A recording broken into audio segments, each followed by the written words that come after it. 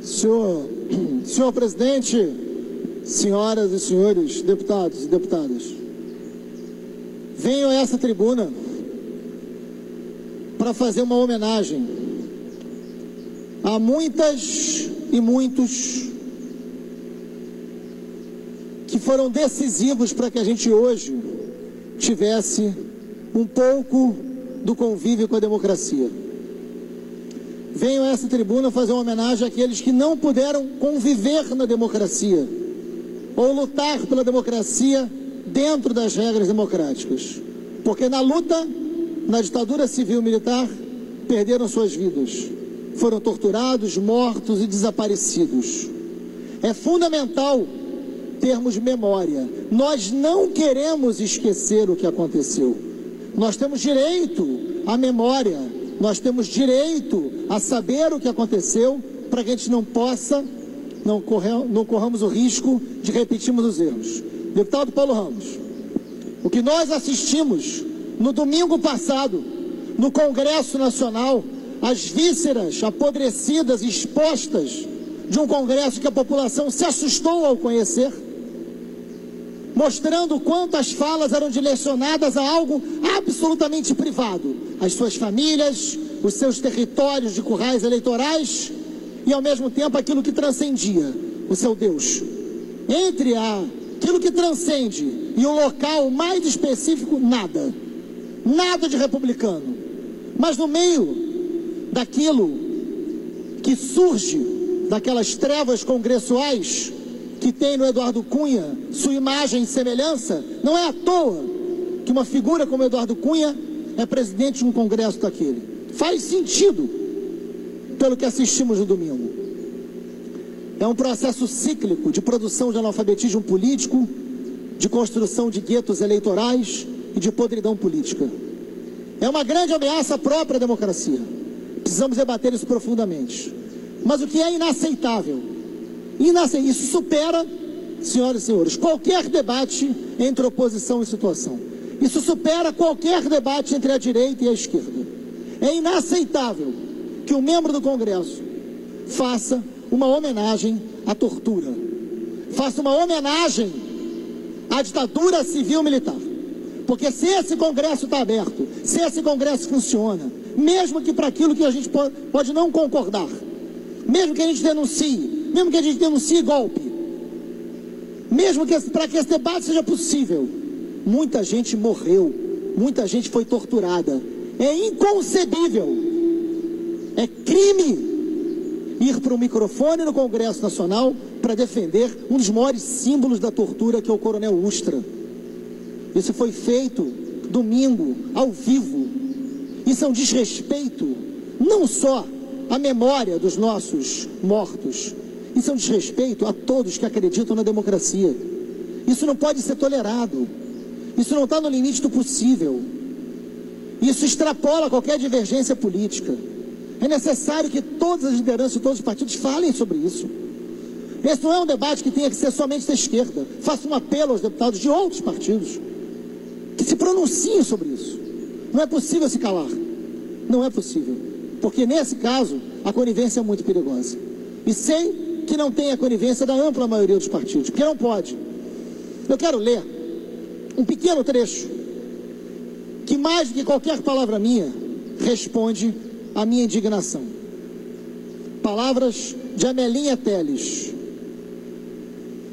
Eu e meu marido estávamos acompanhados do dirigente do Partido Comunista do Brasil, o Carlos Nicolau Danielli, e fomos presos juntos em 28 de dezembro de 72.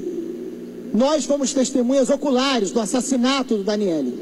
Torturaram-no tanto que ele morreu 3 dias depois, em 30 de dezembro, nas dependências do DOI-CODE, sob o comando do então Major Ustra. Eu fui torturada pelo Ustra, praticamente no primeiro minuto que cheguei ao pátio da UBAN.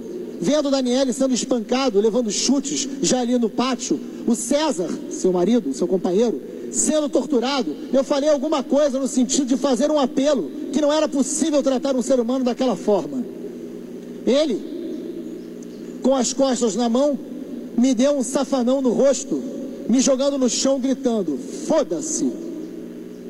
Foi a senha para que os demais torturadores me arrastassem pelos corredores, me levassem até a sala de tortura e começassem também a me torturar. Me colocaram no pau de arara, na cadeira do dragão. Fui submetida a afogamento, choque elétrico por todo o corpo, inclusive nos órgãos genitais, palmatória.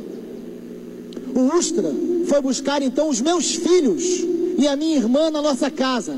As crianças foram levadas para a sala onde eu estava sendo torturada na cadeira do dragão, toda urinada, com fezes, vômito, sangue pelo corpo. Eu gostaria que eu não tirasse nenhuma palavra da leitura, inclusive o foda-se, eu quero que deixe foda-se no texto, né? Para dizer o seguinte: é inimaginável que um deputado venha ao plenário de um Congresso Nacional dizer o terror da presidenta Dilma. Ele cita como uma homenagem à tortura, aos crimes de Estado, que foram sistemáticos, permanentes, foi política de Estado. A tortura não foi o desvio de um policial, não foi o desvio de um militar. A tortura foi política, sistemática, estrutural de um Estado. É disso que a gente está falando. É por isso que a gente tem a Comissão Nacional da Verdade, tão importante, para um direito à memória, e que fez um trabalho tão brilhante, e que a gente precisa, inclusive, aprofundar nos crimes relacionados à democracia. Mas mais do que isso, dizer, senhoras e senhores, que não é só o nobre deputado que comete essas coisas. Ele precisa, evidentemente, ser cassado. Ele precisa, evidentemente, responder a crime de apologia à tortura, que é crime inafiançável. Em 2008, quem está falando não é a esquerda, quem está falando não é o líder do PSOL. Tem amplo relato histórico do que foi a prática de tortura na ditadura civil-militar. Em 2008, o então coronel Ustra, ele foi considerado torturador pela justiça, por crime de tortura. Ele foi condenado. Ele teve recurso no STJ e perdeu o recurso. Ele foi denunciado pelo Ministério Público Federal. Antes que digam que isso é um debate de um partido ou outro da esquerda, não.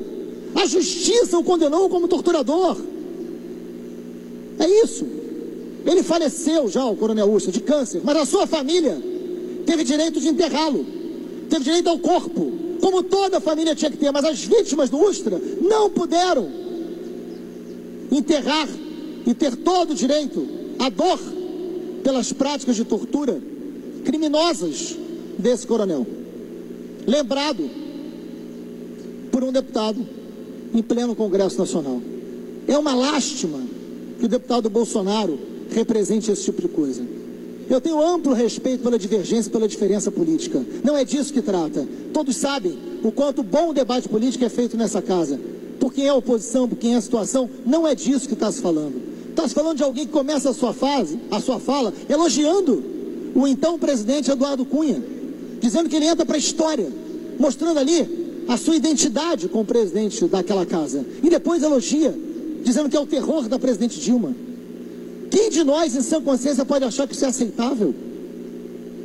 Enfim, mas o que mais me surpreendeu, para além disso, é que essa extrema-direita fascista, nazista, covarde, criminosa, que se organiza, que sai do armário, que perde a vergonha no Brasil, que tem que ser enfrentada na política, que tem que ser enfrentada nas ruas, tem que ser enfrentada nos tribunais, porque isso é crime. Essa direita tem como ideólogo, tem como uma das principais referências teóricas o senhor Olavo de Carvalho, aliás citado algumas vezes pelos fascínoras de plantão no Congresso. Mais Olavo de Carvalho e menos Paulo Freire. Quem diria que um dia eu ainda iria ouvir tamanha imbecilidade, né? Mas, enfim, o seu Olavo de Carvalho ontem, deputados e deputadas, fez uma postagem nas suas redes sociais que eu demorei a acreditar. Pensei muito antes de tornar público, mas farei para concluir, presidente. Ele se refere ao então possível candidato Jair Bolsonaro, dizendo que ele tem o direito de não denunciar o deputado Jean Willis, pelo episódio do cuspe. Mas, palavras do senhor Olavo de Carvalho, ele tem, aspas, palavras do senhor Olavo de Carvalho, ideólogo de tantos, ele tem a obrigação de requerer à justiça que force o deputado a submeter-se a exame para verificar se a sua saliva não transmite o vírus do HIV. Pasmem! Pasmem! Como pode alguém produzir uma coisa dessa? Deputada Marta Rocha, a gente não sabe se chora ou se ri. É uma referência a tantos conservadores do Brasil. Como empobreceu a diferença intelectual da direita? O que é isso? Essa pessoa, ele não é vítima da ignorância. Ele não é uma pessoa que não teve acesso à informação e, portanto, ele não sabe que ninguém pode ser obrigado a uma testagem. Ele não é vítima de uma estupidez que não sabe que o vírus não se transmite. Ele não é um imbecil de plantão, isso ele é, mas ele não é uma vítima da ignorância por falta de acesso à informação que não sabe o que está dizendo. É pior, ele é promotor da ignorância. Ele é cultivador da ignorância. Ele é promotor do preconceito, do senso comum, do que há de pior. Uma fala como essa estimula a discriminação sobre centenas e centenas de pessoas. É um irresponsável, criminoso. Como dizer algo assim? Como dizer algo assim? Seria muito importante que aqueles que seguem os seus passos teóricos falassem também um pouco aqui. Justificassem, ou pelo menos pedissem desculpas por em algum momento ter referido o nome de alguém tão irresponsável e imbecil. Obrigado.